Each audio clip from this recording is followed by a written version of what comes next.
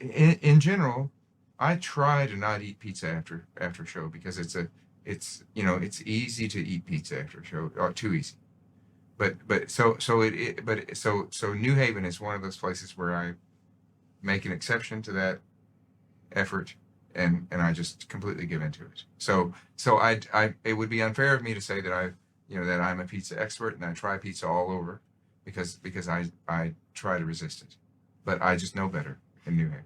I know better than to fight it.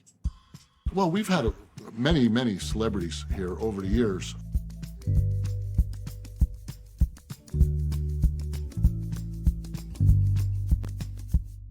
I'm Henry Winkler. I'm here to talk about Pepe's Pizza in New Haven. Only the best pizza in all of America. I've had pizza everywhere. Pretty good in LA, very good in New York, great at Pepe's Pizza. Bill Clinton and Hillary. She had a fundraiser in our parking lot, and they raised $250,000. This was when he was first running for president. But where did the candidate go? He was over at Pepe's, spreading on the sauce, tossing on the mozzarella, and slicing up his very own pie. It was a campaign stop that brought shock and awe to Pepe's Pizza in New Haven. Unannounced, Bill Clinton walked through the doors and started shaking hands and reliving old memories of him and Hillary on their first date in New Haven while they were at Yale. They were constantly here when they were at Yale. Didn't look anything like themselves today. President Reagan came here. Robin Williams, Sammy Davis Jr., Neil Simon, Danny DeVito, Johnny Mathis, Bill Murray. Gary Trudeau.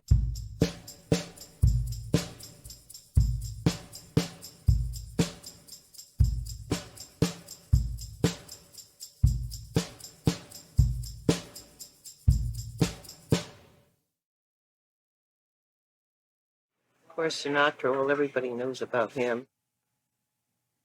Tony was in high school, and Tony was kind of a rascal.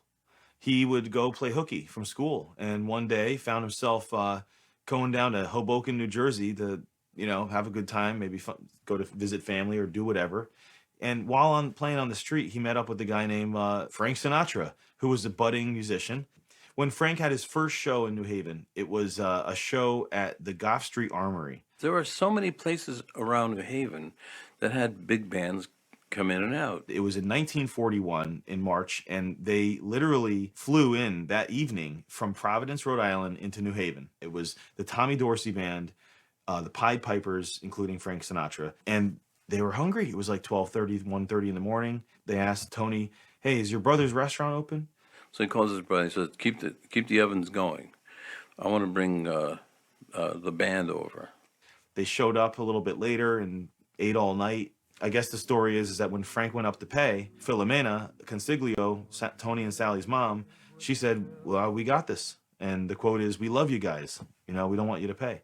So Frank never forgot that. That was the kind of passion and connection that family showed to anyone who was their friend, anyone who was their family. He really was a Sally's fan, diehard. And anybody that Frank knew or Tony knew, they'd bring him over to Sally's and tell him, "You got to try Sally's." I worked at the Paramount Theater, and while at the Paramount Theater, Frank decided he wanted a pizza. So you get one of the drivers and send me all the way from New York up here to Sally's to get pizza and bring him backstage at the Paramount Theater. Early on, Tony would do the driving. He'd come down. He said it was an hour and a half ride. Don't forget, this is before I-95. And then, of course, the pizza would be cold. But on the third floor, the Paramount Theater had a tailor. He was there in case somebody popped a button, something got ripped, something had to be changed. And he had sort of a little oven. So Tony would go up there, reheat the pizza, bring it down, and they'd have hot pizza. There was one time when someone called me at home and said, "Do you know Spielberg's standing outside waiting in line at your restaurant?" And I was like, "Steven Spielberg?" He's like, "Yeah." I go, "I gotta go there." And I've never left my house for anybody. And I walked over to him, just wanted to say hi. And he was so genuine and just so nice. Other customers are going by saying hi to him. He would sign stuff for him. He was just a normal, everyday person. And I give people like that so much credit because he didn't use carte blanche to try get in, try cut the line. Can I get this first? Can I have that? He didn't, my people are going to call you. There wasn't any of that. Is it true that Spielberg sent a private jet to Tweed to pick up pizzas? He was here. He flew in and had a whole bunch of pizzas delivered to him. We delivered them down to the jet to bring them back to California to show everybody what real pizza was, because he said there's no pizza in California like this. That is insane. No plates, all on trays. Ooh, look at that. 80-year-old oven. Look at that, amazing. Stop hiding, Captain. And there's the team there. Thank you. Screw Pepe's.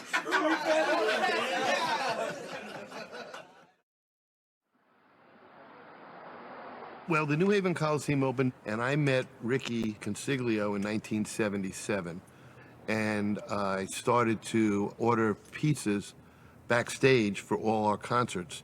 And we'd order 10 to 20 pizzas at one time. I started to get artists to play New Haven because they wanted the pizza. Just in the last few months, we've had Whitney Houston eat Sally's Pizza, U2 ate Sally's Pizza, the Grateful Dead have eaten Sally's Pizza, Pat Benatar. Emerson, Lake and Palmer loved it. Beach Boys loved it. James Taylor loves it. Linda Ronstadt. Dave Matthews in 2008 sells posters at every one of his concerts that relate directly to the show. He had a guy holding pizza on each poster. I could go on and on because we had it for every single show. This is, way, way, way pre-9/11. We were performing at the Royal Albert Hall in London. My musical director, Joey Malati, drummed up the greatest surprise for us. He somehow got his wife, Pam, to bring about 6 pizzas onto the plane.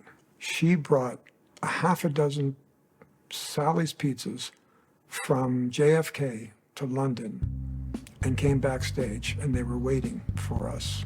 And it was it was like, what? It's my favorite venue in the world. And I was having my favorite pizza in the world. And the pizza took over everybody's attention, basically. It took precedence. As we sit here editing the film, we realize there's one story we don't have on tape. And I don't even have any verification for it. It might be a myth, it might be an urban legend, but if it is, it's the Bigfoot of tall pizza tales. It goes like this. President Bill Clinton and Vice President Al Gore were visiting Yale. Their press secretary calls Sally's. Flo answers the phone. The press secretary says, the president and vice president would like to come to lunch at your establishment. Flo says, but we're not open for lunch. The press secretary says, you don't understand. This is the president and vice president of the United States. To which Flo replies, we don't open early for anybody. The second story, gentleman Joe Consiglione calls me up, local handman guy. He's the announcer for the Red Sox. Calls me up, he goes, Billy, I'm going to bring some of the guys in from the Red Sox. Kevin Youkilis, Larry Lucchino, the CEO of the Red Sox, another Yale guy. And I said, great. I said, I'll see you at lunch. So they came in and, I was shaking all their hands. Nice to meet you, Joe. Nice seeing you. So Larry Lucchino comes up to me and he goes, Bill, nice to meet you, but I really got to tell you, I'm a really big Sally's fan. I said, that's okay, because I'm a Yankee fan. I really don't care.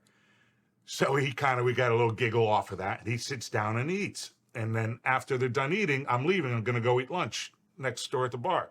So I go over to him, thanks for coming. Nice meeting you, Joe. Nice seeing you. And he's like, no, wait, you got to sit down. I got to talk about this. Because I think I'm a big Modern fan now.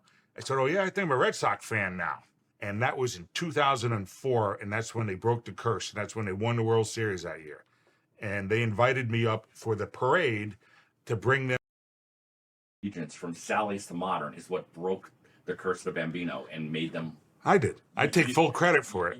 I told Theo Epstein that. You're responsible for them winning the World Series in 2004. Yeah. I love that. Yes.